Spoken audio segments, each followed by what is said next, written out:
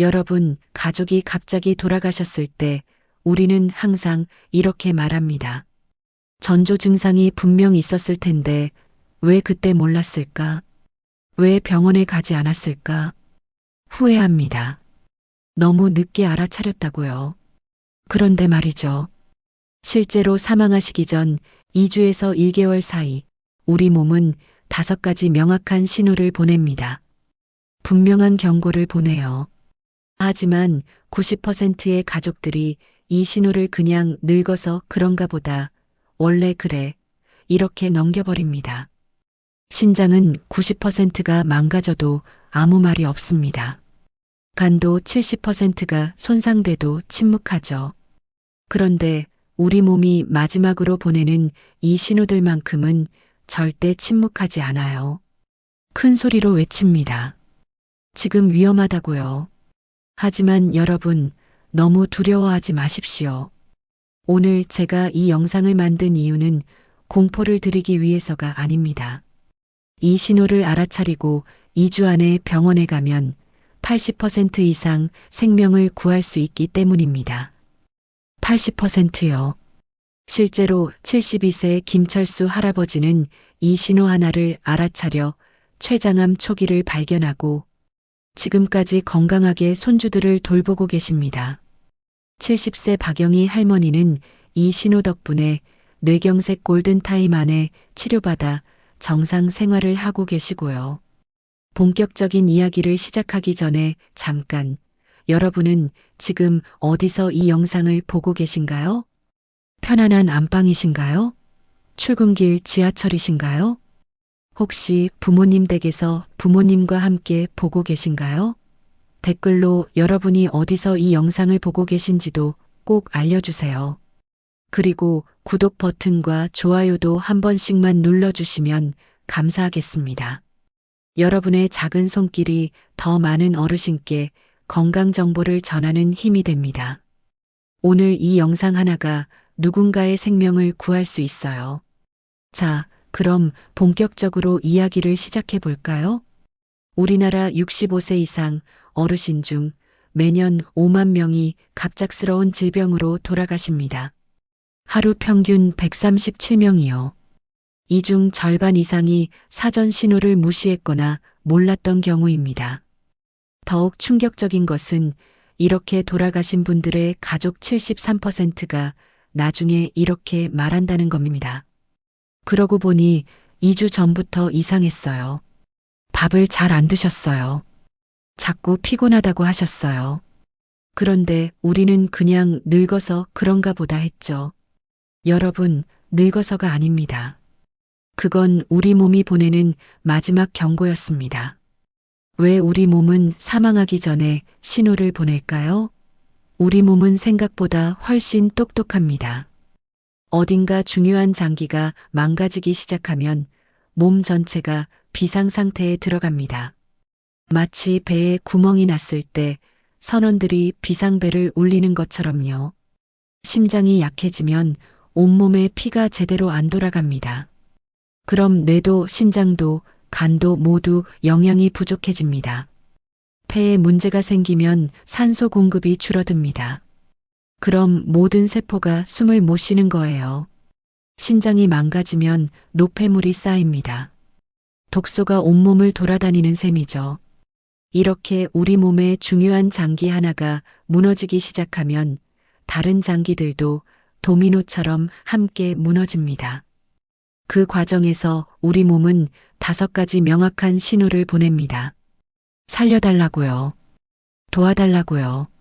그런데 이 신호들을 우리는 대부분 그냥 넘깁니다. 왜냐하면 너무 흔한 증상들이거든요. 피곤하다, 밥맛 없다, 이런 거요. 젊은 사람들도 자주 느끼는 증상 아닙니까? 하지만 65세 이상 어르신들에게 이 증상들은 전혀 다른 의미입니다. 특히 갑자기 나타났을 때, 일주일 이상 계속될 때, 그건 절대 가볍게 넘기면 안 되는 위험 신호입니다. 오늘 이 영상을 끝까지 보시면 여러분은 이 5가지 신호를 정확히 알게 됩니다. 그리고 각 신호가 나타났을 때 정확히 무엇을 해야 하는지도 알게 됩니다. 2주, 딱 2주만 빨리 알아차리면 80%는 살릴 수 있습니다. 지금부터 제가 20년간 응급실에서 보고 겪은 실제 사례들과 함께 이 5가지 신호를 하나하나 자세히 말씀드리겠습니다. 자, 그럼 첫 번째 신호부터 말씀드리겠습니다.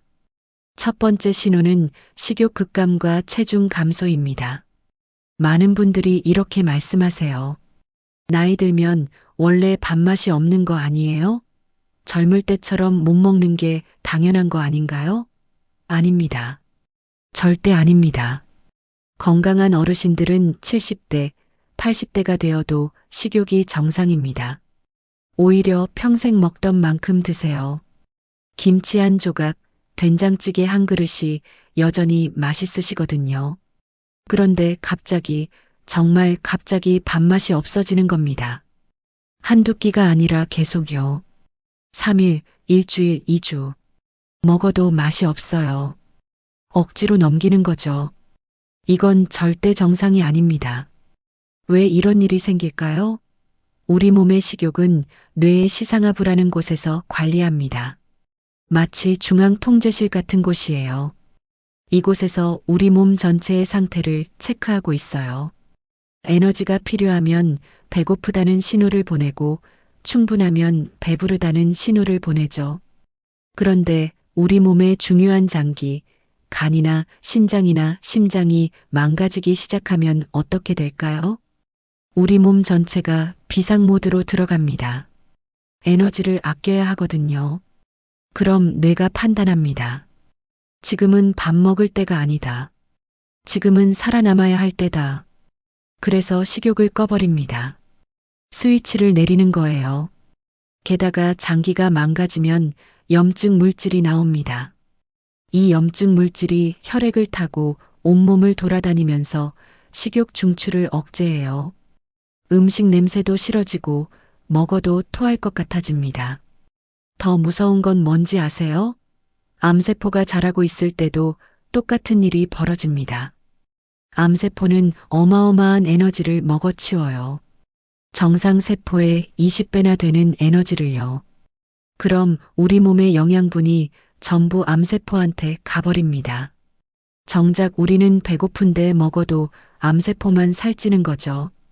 다이어트를 한 것도 아니고 특별히 운동을 많이 한 것도 아닌데 체중이 줄어든다? 이건 우리 몸이 스스로를 소모하고 있다는 뜻입니다. 근육을 분해하고 지방을 태우고 뼈까지 약해지고 있는 거예요. 자, 그럼 어떻게 알아차릴 수 있을까요? 매일 아침 일어나서 화장실 가기 전에 체중을 재보세요. 매일은 아니어도 일주일에 한 번씩은 재야 합니다. 그리고 기록하세요. 수첩에 적으시든 휴대폰 메모장에 적으시든요. 옷이 헐렁해지는 것도 신호입니다.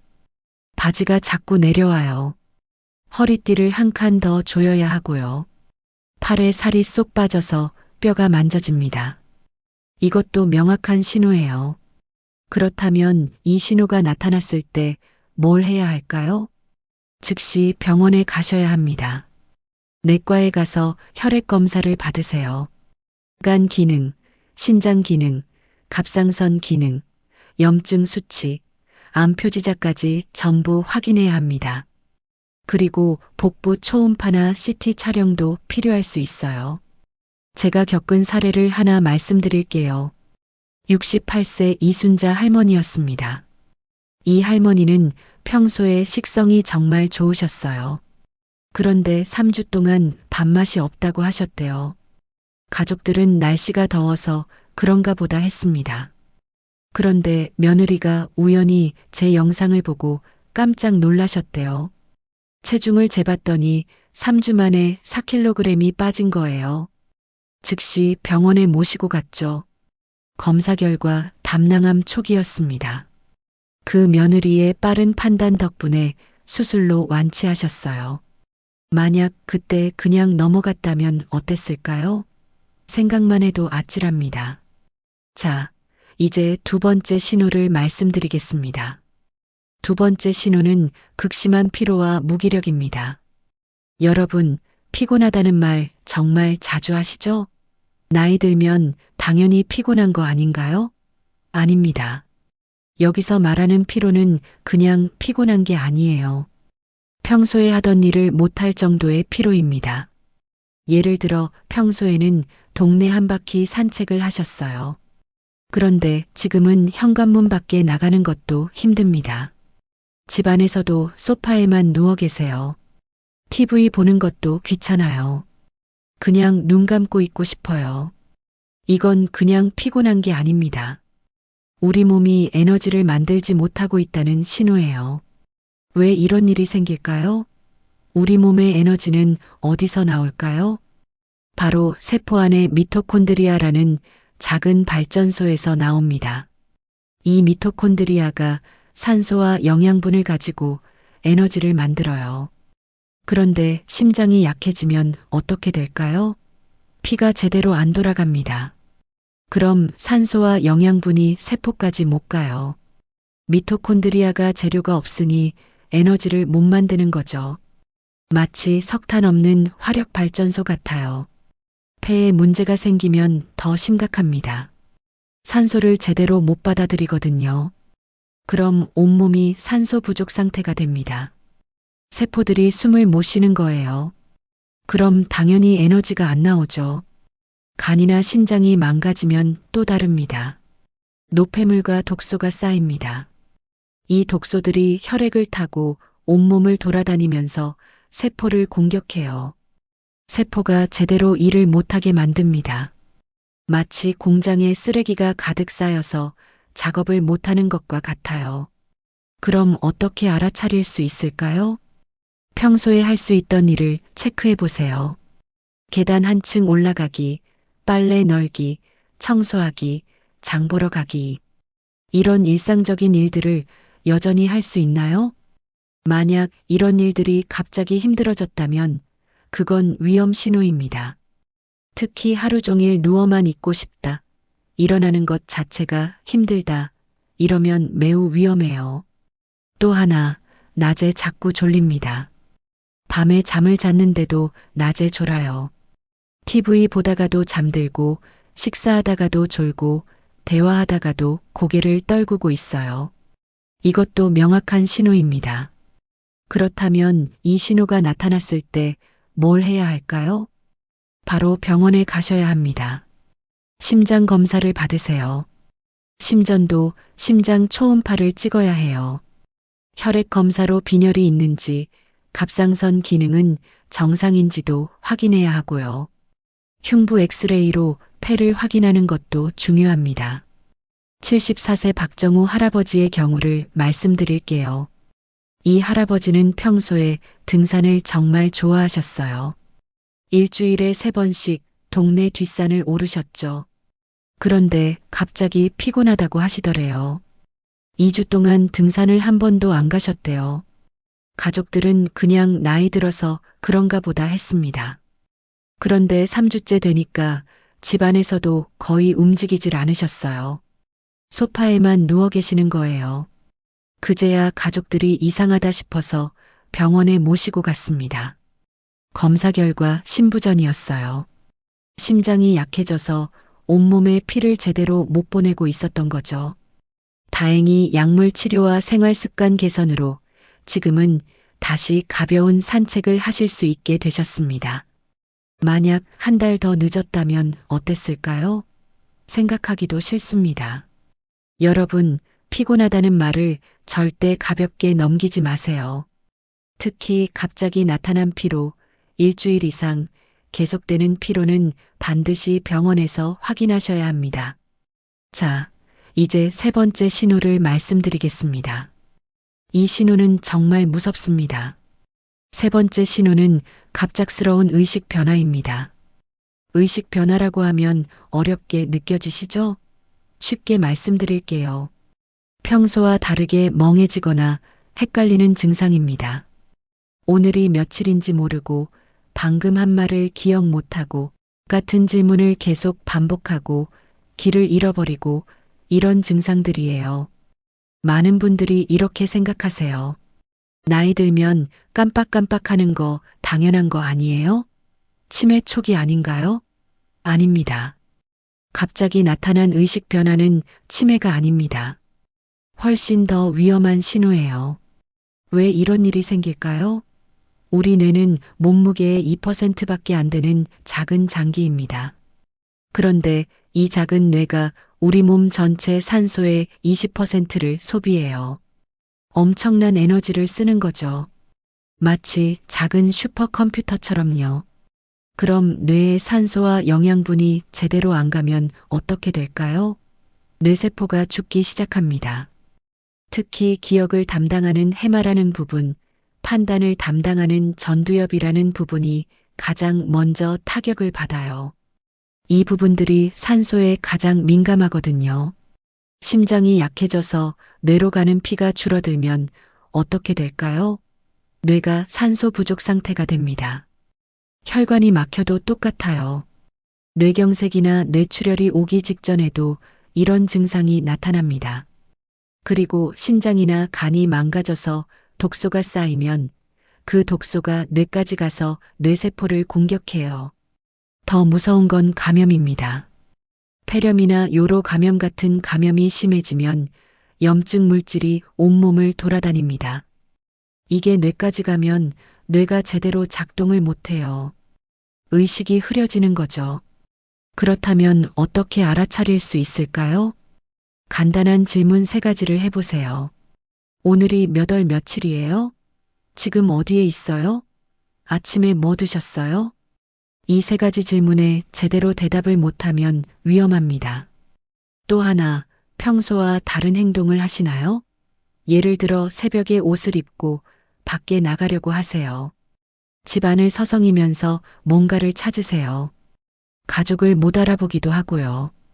이런 증상이 갑자기 나타나면 매우 위험해요. 말이 어눌해지는 것도 신호입니다. 평소에는 또박또박 말씀하시는데 갑자기 발음이 새나요. 단어가 생각이 안 나서 머뭇거리시고요. 한쪽 입꼬리가 처지기도 합니다. 이건 뇌졸중의 전조 증상일 수 있어요. 그렇다면 이 신호가 나타났을 때 뭘 해야 할까요? 119를 즉시 부르셔야 합니다. 1분 1초가 급합니다. 특히 말이 어눌하거나 한쪽 팔다리에 힘이 없거나 의식이 흐릿하면 골든타임이 3시간밖에 안 됩니다. 3시간 안에 병원에 가야 뇌세포를 살릴 수 있어요. 70세 박영희 할머니의 경우를 말씀드릴게요. 이 할머니는 평소에 정정하셨어요. 그런데 어느 날 아침 식사 때 갑자기 멍하니 있으시더래요. 며느리가 오늘이 며칠이냐고 물었는데 대답을 못 하셨대요. 아들이 즉시 이상하다고 느끼고 119를 불렀습니다. 병원에 도착해서 검사했더니 뇌혈관이 70% 막혀 있었어요. 골든타임 안에 혈전 용해제를 투여해서 혈관을 뚫었죠. 지금은 정상 생활을 하고 계십니다. 만약 그때 며느리가 그냥 잠깐 정신이 나간 거겠지 하고 넘어갔다면 어땠을까요? 아들이 119를 부르지 않았다면요? 상상하기도 싫습니다. 여기서 잠깐 이 내용이 도움이 되셨다면 구독과 좋아요 버튼을 눌러주세요. 더 많은 분들에게 중요한 건강 정보를 전달하는데 큰 도움이 됩니다. 그리고 가족 단톡방에도 꼭 이 영상을 공유해 주시고요. 자, 이제 4번째 신호를 말씀드리겠습니다. 4번째 신호는 호흡 곤란과 가쁜 숨입니다. 숨이 차다는 건 누구나 경험해 봤죠? 계단 올라가면 숨이 차고 빨리 걸으면 숨이 찹니다. 그런데 여기서 말하는 호흡 곤란은 차원이 다릅니다. 평지를 천천히 걷는데도 숨이 찹니다. 집안에서 화장실 가는데도 헉헉거려요. 누워있다가 일어나기만 해도 숨이 차올라요. 심지어 밤에 숨이 막혀서 잠에서 깹니다. 이 정도면 매우 위험한 상태예요. 왜 이런 일이 생길까요? 우리 몸의 모든 세포는 산소가 필요합니다. 산소 없이는 1분도 못 살아요. 그래서 우리는 숨을 쉬는 겁니다. 폐로 산소를 받아들이고 심장이 그 산소를 실은 피를 온몸에 보내죠. 그런데 심장이 약해지면 어떻게 될까요? 피를 제대로 못 보냅니다. 그럼 온몸이 산소 부족 상태가 돼요. 그럼 우리 뇌가 명령을 내립니다. 더 빨리 숨 쉬어라. 더 많은 산소를 받아들여라. 그래서 숨이 가빠지는 거예요. 폐에 문제가 생기면 더 심각합니다. 폐렴이 생기면 폐포라는 작은 공기주머니에 염증이 차올라요. 그럼 산소가 혈액으로 못 넘어갑니다. 마치 비닐봉지에 물이 가득 차서 공기가 안 들어가는 것처럼요. 폐색전증이라고 혈관이 막히는 병도 있어요. 이것도 갑자기 숨이 막힙니다. 심부전이 오면 폐에 물이 찹니다. 심장이 피를 제대로 못 뿜어내니까 피가 폐에 고이는 거예요. 그럼 폐가 물에 잠긴 스펀지처럼 되어버립니다. 숨 쉴 공간이 없어지는 거죠. 그렇다면 어떻게 알아차릴 수 있을까요? 평소에 할 수 있던 활동을 체크해 보세요. 계단 한 층을 숨 안 차고 올라갈 수 있나요? 집안에서 걸어 다닐 때 숨이 차지 않나요? 말하다가 숨이 막혀서 중간에 멈추지 않나요? 밤에 누워서 잘 수 있나요?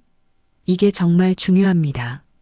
심부전이 심해지면 누우면 숨이 막혀요. 그래서 베개를 두세 개 높이 쌓고 반쯤 앉아서 자게 됩니다. 또는 밤에 갑자기 숨이 막혀서 벌떡 일어나요. 이러면 매우 위험한 상태예요. 기침도 신호입니다. 특히 밤에 기침이 심해지고 누우면 더 심해지고 가래에 피가 섞여 나오면 즉시 병원에 가야 해요. 그렇다면 이 신호가 나타났을 때 뭘 해야 할까요? 즉시 응급실로 가셔야 합니다. 119를 부르세요. 호흡 곤란은 심장마비나 폐색전증의 신호일 수 있어요. 몇 시간 안에 사망할 수도 있는 위급한 상황입니다. 병원에 가시면 심전도, 흉부 엑스레이, 혈액 검사를 받게 됩니다. 산소 포화도도 재고요. 심장 초음파나 CT 촬영이 필요할 수도 있어요. 76세 최진수 할아버지의 경우를 말씀드릴게요. 이 할아버지는 평소에 산책을 즐기셨어요. 그런데 일주일 전부터 숨이 차기 시작하더래요. 처음엔 그냥 피곤해서 그런가 보다 하셨대요. 그런데 3일 전부터는 집안에서도 숨이 차셨어요. 화장실 가는 것도 힘들었죠. 밤에는 누워서 잘 수가 없어서 의자에 앉아서 주무셨대요. 가족들이 뭔가 이상하다 싶어서 응급실에 모시고 갔습니다. 검사 결과 심부전이었어요. 심장이 거의 절반밖에 작동을 안 하고 있었던 거죠. 폐에도 물이 가득 차 있었고요. 응급처치로 폐에 물을 빼고 약물 치료를 시작했습니다. 지금은 상태가 많이 좋아지셨어요. 의사 선생님이 그러시더래요. 하루만 늦었어도 위험했을 거라고요. 여러분, 숨이 차다는 건 절대 가볍게 넘길 일이 아닙니다. 특히 갑자기 나타나거나 점점 심해지거나 밤에 누워서 잘 수 없을 정도면 즉시 응급실로 가셔야 해요. 자, 마지막 5번째 신호를 말씀드리겠습니다. 5번째 신호는 소변과 배변 패턴의 급격한 변화입니다. 많은 분들이 부끄러워서 이 증상을 숨기세요. 나이 들면 소변이나 대변이 이상한 게 당연하다고 생각하시고요. 아닙니다. 갑자기 변한 건 절대 정상이 아니에요. 왜 이런 일이 생길까요? 우리 신장은 하루에 150리터의 혈액을 걸러냅니다. 큰 욕조 하나 분량이에요. 이렇게 걸러서 노폐물을 소변으로 내보내는 거죠. 신장이 우리 몸의 정수기 역할을 하는 겁니다. 그런데 신장이 망가지면 어떻게 될까요? 노폐물을 못 걸러냅니다. 그럼 독소가 온몸에 쌓여요. 소변량도 급격히 줄어들고 색깔도 진해지고 거품이 많이 나기도 해요. 이건 신장이 보내는 마지막 경고입니다. 간이 망가져도 비슷합니다. 간은 우리 몸의 화학 공장이에요. 독소를 분해하고 영양분을 저장하고 담즙을 만들어서 소화를 돕죠. 간이 망가지면 담즙이 제대로 안 나옵니다. 그럼 대변 색깔이 하얗게 변해요. 소변은 반대로 갈색이 되고요. 그렇다면 어떻게 알아차릴 수 있을까요? 소변량을 체크해 보세요. 하루에 4~5번 정도 보는 게 정상입니다. 그런데 갑자기 하루 종일 한두 번밖에 안 나온다? 또는 밤에 1시간마다 화장실에 간다? 둘 다 위험 신호예요. 소변 색깔도 중요합니다. 맑은 노란색이 정상이에요. 콜라처럼 진한 갈색이거나 피가 섞여서 빨갛거나 거품이 세수 비누처럼 풍성하게 난다면 즉시 병원에 가야 해요. 변비나 설사가 일주일 이상 계속되는 것도 위험합니다. 특히 검은색 변이나 피가 섞인 변이 나오면 위나 장에서 출혈이 있다는 신호예요. 그렇다면 이 신호가 나타났을 때 뭘 해야 할까요?